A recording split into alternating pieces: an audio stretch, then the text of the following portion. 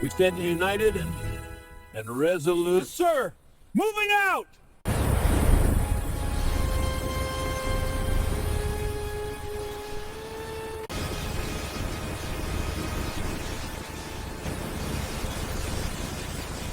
Today, we're diving into a story that has shaken military analysts, geopolitical observers, and even insiders across Europe.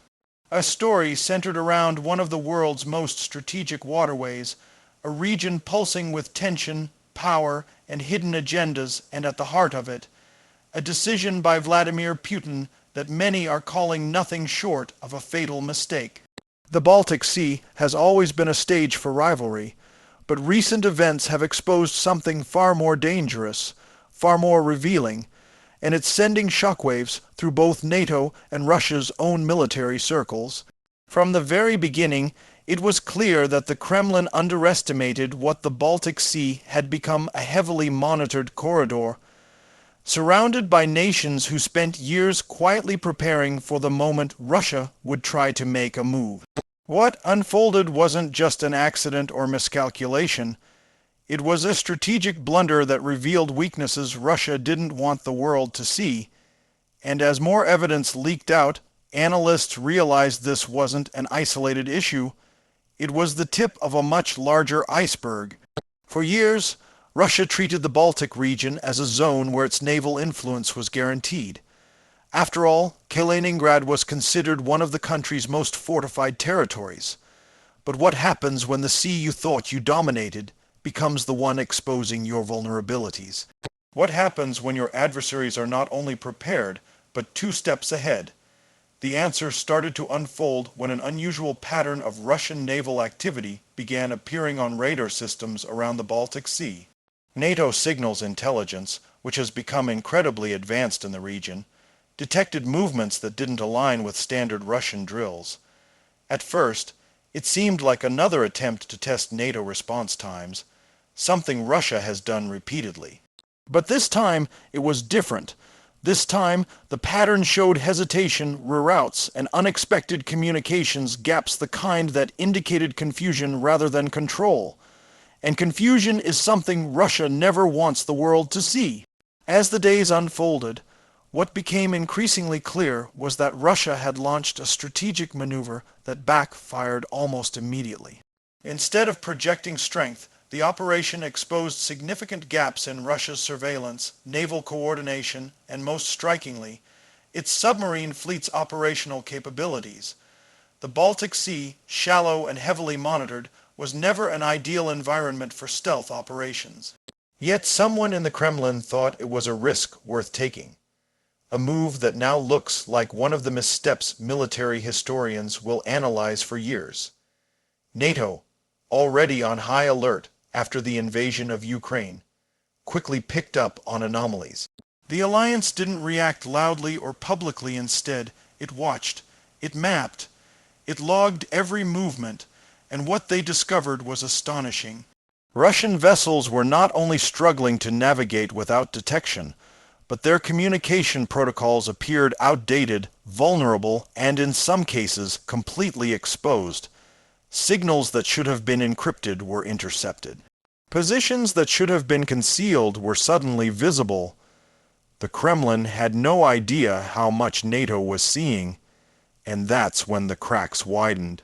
What began as a covert maneuver escalated when one of Russia's submarines encountered significant technical difficulties, forcing it to change course in a way that immediately alerted Western intelligence. It was the exact kind of operational error NATO had been waiting for, the rare moment when a superpower reveals something it never intended to show. But this wasn't just about the submarine. This was about timing, geography, and the series of decisions that led Russia straight into a trap of its own making. The Baltic Sea, once a symbol of strategic advantage, had become a showcase of Russian vulnerability, and NATO's reaction proved it. While Russia scrambled to regain control of the situation, NATO forces quietly repositioned, air surveillance increased, maritime patrol aircraft flew routes specifically designed to gather more data. Intelligence ships moved closer, still outside conflict zones but close enough to capture everything they needed. And through all of this, Russian commands were noticeably inconsistent, revealing internal confusion that Western analysts immediately recognized. Inside the Kremlin, this was becoming a nightmare scenario. For years, Russia invested heavily in projecting the image of a modernized, disciplined military force capable of challenging NATO at every turn. But the events in the Baltic Sea were telling a different story, one of outdated systems, communication breakdowns, and strategic decisions made without fully understanding the environment they were operating in. One of the biggest revelations came when leaked reports suggested that Russia's command had underestimated how much Finland and Sweden's shift toward NATO would change the balance of power in the region. By attempting operations in the Baltic, without accounting for the upgraded surveillance networks, both countries had integrated with NATO. Russia effectively walked straight into the alliance's most fortified intelligence zone. In other words, the Kremlin misjudged the map, and in geopolitics, misjudging the map is fatal. The timing couldn't have been worse. With Finland, now a full NATO member, and Sweden cooperating more closely than ever, the Baltic Sea had become a sensor-rich environment where almost nothing could move undetected. Russia acted as though it was still operating in the Baltic of a decade ago, not the heavily fortified corridor of today. And that's where the fatal mistake becomes undeniable. By exposing their submarine vulnerabilities, their communication weaknesses, and their inability to operate stealthily in shallow waters, Russia gave NATO exactly what it wanted: insight into its tactics, its limits, and its blind spots. In military strategy, nothing is more valuable than understanding how your adversary moves, reacts, and fails under pressure. And NATO learned all of that in a single operation. But there was another layer to this unfolding story, one that analysts say may be the most critical of all. When Russia attempted to recover from the operational failure, their response revealed something else: internal disagreements within the military command structure, conflicting orders, delayed responses, commanders unsure whether to escalate or withdraw. These are not the signs of a unified, confident force. These are signs of cracks in the foundation. While the Kremlin insisted publicly that everything was under control, the intercepted communications told a very different story. And NATO was listening closely. Now, the rest of the world is watching this incident not just for what happened, but for what it suggests about Russia's capabilities going forward.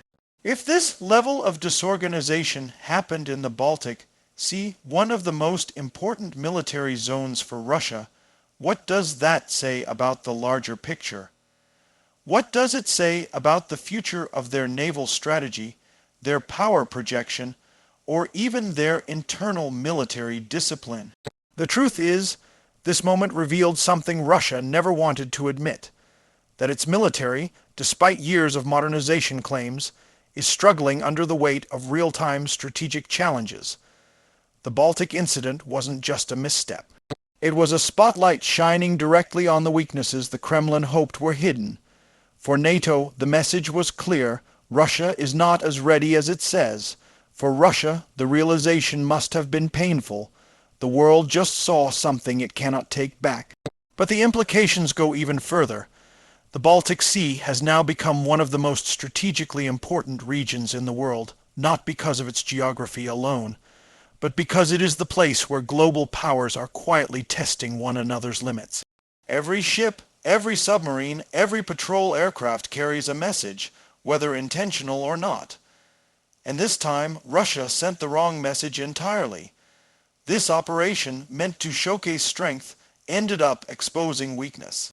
It revealed vulnerabilities in command, communication, and coordination. And more importantly, it showed NATO just how deeply Russia's systems can be penetrated without a single shot being fired. The most powerful battles today are not fought with missiles or tanks. They are fought with data, intelligence, timing, and precision. And in this battle, NATO walked away with exactly what it wanted, while Russia was left scrambling to regain control of its own narrative. And if there is one lesson the Kremlin will be forced to confront, it's this: strategic arrogance is the enemy of strategic success. When a nation believes it cannot be outmaneuvered, it becomes blind to the moves happening all around it. That's exactly what happened in the Baltic Sea. Putin's fatal mistake wasn't the movement of his submarine or the flawed operation itself. It was believing the Baltic was still an arena where Russia held the advantage. It was assuming NATO was reactive instead of prepared. It was underestimating the speed at which the entire region had evolved. The world has changed, the map has changed, and in modern warfare, even the smallest miscalculation can trigger consequences that echo across continents. As of now, the Baltic Sea remains a zone of rising tension. NATO continues to strengthen its surveillance network. Russia is attempting to recalibrate, though analysts say the damage strategically, psychologically, and diplomatically has already been done. This story is still unfolding, and the long-term implications will shape military planning for years to come. But one thing is certain: what happened in the Baltic Sea will be remembered as a turning point, a moment when the illusion of Russian naval dominance cracked wide open for the world to see. And with every passing day, the echoes of that mistake are reshaping how global powers view Russia's military not as an unstoppable force, but as one whose limits have now been exposed in one of the most strategic waterways on Earth. Thank you for watching, and if you found this breakdown eye-opening, make sure to stay tuned, because events like this are reshaping global power in real time. The world is changing fast, and every move matters. Stay alert, stay informed, and I'll see you in the next video with another powerful deep dive.